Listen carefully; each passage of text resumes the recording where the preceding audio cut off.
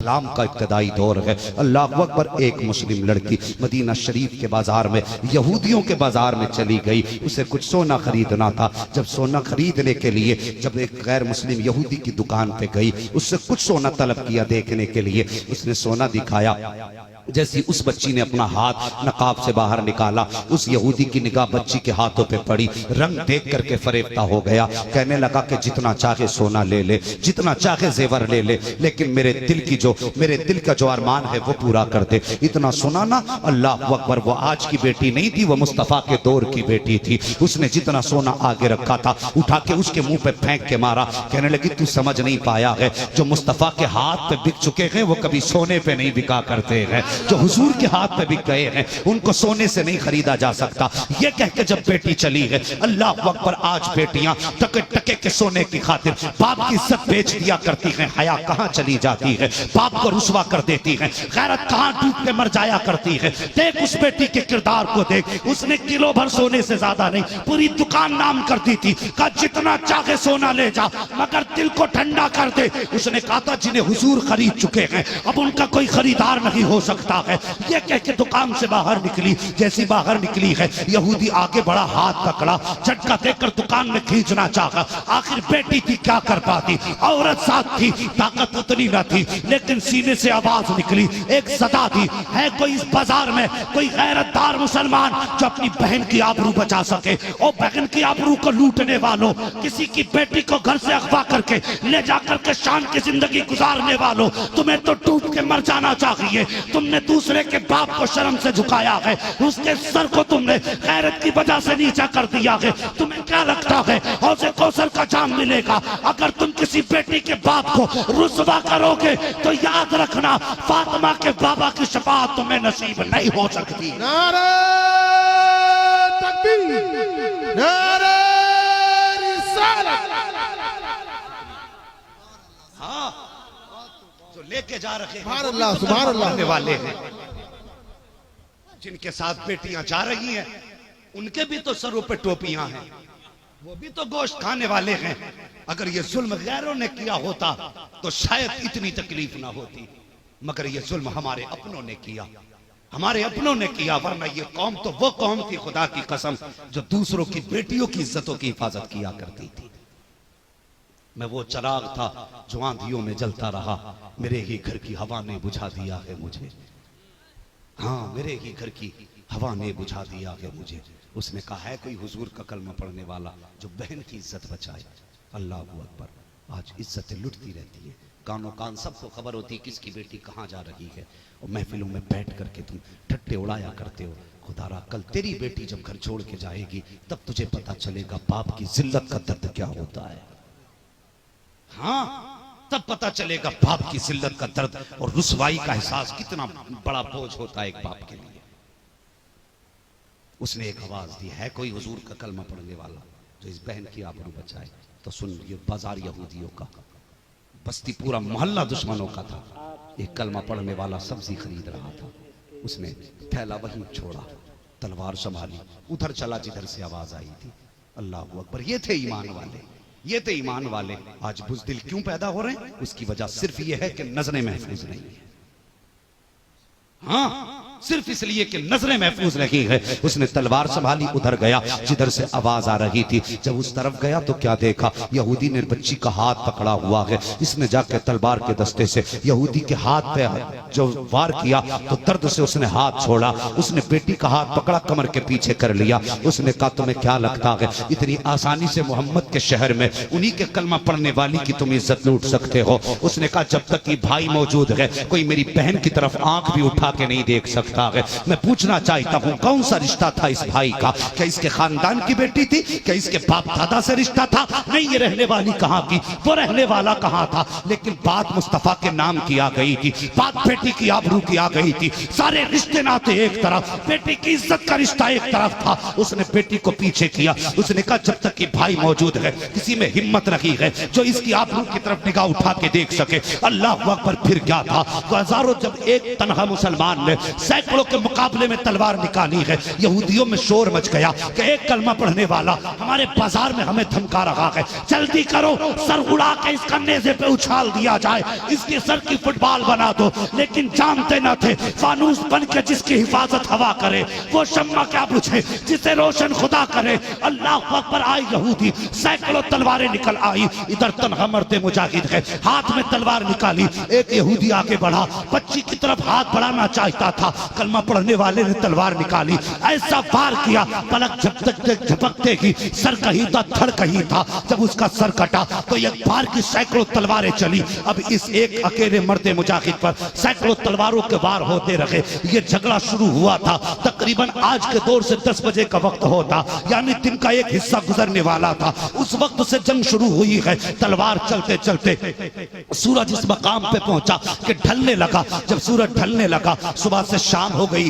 एक मर्द को तलवार चलाते चलाते बाजू थक गए, हिम्मत जवाब देने लग गई। जब बाजू थके, बच्ची ने देखा अगर ये तलवार रुक गई तो फिर इस शहर में मेरी आबरू लुट जाएगी, अगर ये बाजू रुक गए तो फिर मेरी हिफाजत कौन करेगा। खुदा की कसम, उसने बैठ के मजार की चादर नहीं बोली थी, उसने मजार के चक्कर नहीं कहे थे, बल्कि वो जानती थी अगर मिलेगा तो मुस्तफा के वसीले से खुदा की चौखट से मिलेगा। औरत को हया का हुक्म है, पर्दे का हुक्म है। उसने उसी जगह पे अपने सर को सजदे में रखा, रो के कहा था मालिक तुझे तेरे महबूब की इज्जत का वास्ता, एक भाई आबरू बचाने आया है, इसकी इज्जत की हिफाजत कर, इसके बाजुओं को कुव्वत दे।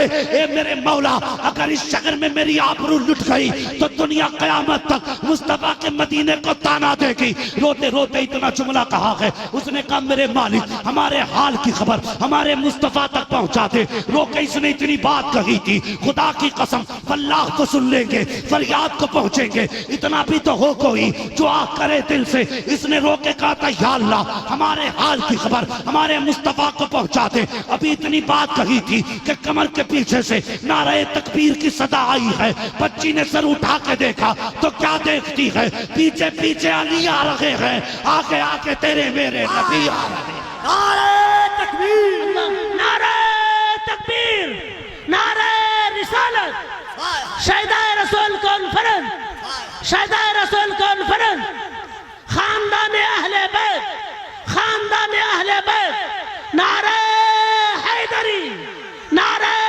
हैदरी, या हुसैन, या हुसैन, हाथों को बुलंद करके बोलिए या हुसैन, या हुसैन, या हुसैन, या हुसैन, नारे तकबीर, नारे रिसालत। हाँ, मैं पूछना चाहता हूँ, अगर हम अकेले खड़े हो जाते थे तो टल ना सकते थे, अगर जंग में अड़ जाते थे पैर शेरों के भी मैदान से उखड़ जाते थे। ओ यार दस्त तो दस्त है, दरिया भी न छोड़े हमने, हाँ बहरे जुल्मात में तोड़ा दिए घोड़े हमने। हाँ आज हमारी नजरों में इंसाफ नहीं रहा। खुदा के वास्ते किसी की बेटी को घर से लेके न जा, किसी के बाप के 18 साल की मेहनत में पानी न फेर। अगर शैतान बहकाए तो तुझे शैतान की तरफ नहीं जाना, तुझे तो रहमान की तरफ जाना है, तुझे अपने खुदा की तरफ जाना है। अगर चाहते हो अल्लाह तुम्हारी बेटियों को इज्जतें दे तो दूसरे की बेटियों की इज्जत किया करो। हाँ दूसरे की बेटियों की इज्जत किया करो। खुदारा उन कदमों पे न चलो जो कौम को तबाही की तरफ ले जाए, उन रास्तों पे न जाओ जो हमारी नस्ल को बर्बाद कर दे। हाँ बेटियों की इज्जत करो। मेरे हुजूर ने सिखाया, हातिम ताई की पोती लाई गई, हुजूर ने चादर दे दी। किसी ने कहा हुजूर दुश्मन की बेटी है, चादर दे रहे हैं। मेरे हुजूर ने फरमाया चुप हो जा, बेटी बेटी होती है, चाहे काफिर की बेटी हो चाहे मुसलमान की बेटी हो। हाँ ये हमारा इस्लाम है। और आज कलमा पढ़ने वाला बड़ी हंसी के दूसरे की बेटियों की महफिलों में बातें बताता है। शर्म आनी चाहिए, हया आना चाहिए। अल्लाह उस वक्त तक तुझे मौत नहीं देगा जब तक तेरी बेटी को तेरे सामने इसी तरह रुसवा तुझे न कर देगा जैसे तूने दूसरी की बेटी को रुसवा किया। उसके यहां देर है अंधेर नहीं। वो छूट तो दे सकता है लेकिन छोड़ नहीं सकता। ये याद रखना, बेटियों की इज्जत किया करो, किसी की बेटी की इज्जत को न उछालो। अपने घर की बेटी से कहो कि बेटी पर्दा कर।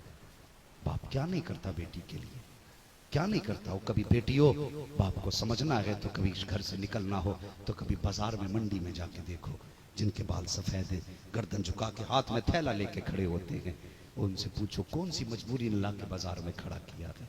एक पेट की बात थी, अकेला आदमी तो कैसे भी पेट पाल लेगा, लेकिन जिसके बाल सफेद हो गए फिर भी कमर पे हाथ रख के बाजार में खड़ा है, मजदूरी के लिए आया है। यकीनन जब पूछोगे तो जवाब यही होता है, मौलाना मैंने बेटों के भी निकाह कर दिए, 3 बेटियों के भी निकाह कर दिए, 1 बेटी रह गई है, उसके हाथ पीले करने हैं, ये मजबूरी है जिसने मुझे बाजार में ला के खड़ा किया है। एक बाप अपनी इज्जत के लिए बुढ़ापे में तेरे लिए बोझ उठा रहा है और तू बेटी हो के बाप का ख्याल नहीं कर सकती? बाप के लिए तू इतना नहीं कर सकती? क्या ना किया बाप ने तेरे लिए, क्या ना किया। ये चाहता तो तुझसे बर्तन धुलवा के पड़ोस में घर के खर्चे चलाता, ये चाहता तो तुझसे मोहल्ले में सफाई करा के किसी के घर की तुझसे अपने घर का चूल्हा जलाता, लेकिन इसने पैबंद लगे कपड़े पहने, लेकिन कभी तेरे कपड़ों पे पैबंद नहीं आने दिया। क्यों? ताकि मेरी बेटी का कोई बदन न देख पाए। इसने खुद तो पैबंद लगी जूतियां पहनी, लेकिन कभी तुझे घर से नंगे पैर नहीं निकलने दिया, इसलिए कि मेरी बेटी को कोई हकारत की नजर से न देखे। आज एक बेटी कितनी आसानी से बाप को रुस्वा करके चली जाती है, बाप को जलील करके चली जाती है। और जवान तुझे भी खुदा का वास्ता, खुदा के वास्ते किसी की बेटी की इज्जत के साथ खिलवाड़ न करना। हाँ, किसी की बेटी की इज्जत के साथ खिलवाड़ न करना, वरना तू नहीं जानता अगर तूने किसी की इज्जत को उछाला और बाप अपनी बेबसी पर आंसू बहा के कमरे में बैठ के रोया तो तुझे क्या लगता है उसके आंसू तूने नहीं देखे तो किसी ने नहीं देखे, उसका दर्द किसी ने नहीं जाना तो तूने नहीं जाना। खुदा की कसम अगर वो अंदर बैठ के रोया, आंख में आंसू आए, किसी को खबर हो ना हो, मदीने वाले मुस्तफ़ा को खबर हो जाती है, हुजूर को खबर हो जाती है। करेंगे ना इंशाअल्लाह घरों में पर्दे को लाजिम, बोले इंशाअल्लाह। वरना अगर बेटियां हद में नहीं तो कितने जलसों में आकर बैठो, कुछ नहीं होने वाला।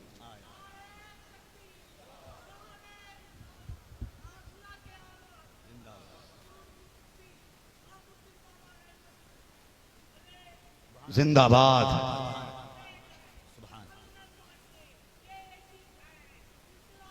जिंदा होता है हर करबला के बाद। वाह वाह, हाँ खुद ही को कर बुलंद इतना कि हर तकदीर से पहले खुदा बंदे से खुद पूछे, बता तेरी रजा क्या है।